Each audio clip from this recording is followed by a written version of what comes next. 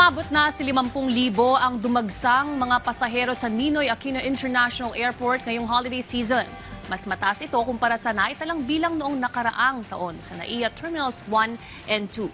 Ayon kay Melvin Mabulak, Deputy Spokesperson ng Bureau of Immigration, malaking tulong ang e-gates para sa mga mabilis na processing time ng mga pasaherong dadaan sa BI counters. Samantala, tiniyak ng BI na hindi makalulusot sa security features ang sinumang gagamit ng peking pasaporte o anumang maling dokumento. Almost every day, umaabot po yung around 50,000 po yung arrival at 50,000 din po yung departure.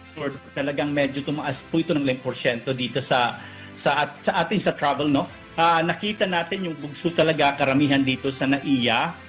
More po dito sa NAIA Terminal 1, even Terminal 3 as well. Doon po natin nakikita medyo mataas-taas po siya compared sa last year. But inaasahan po natin ito considering na peak season talaga po pag December.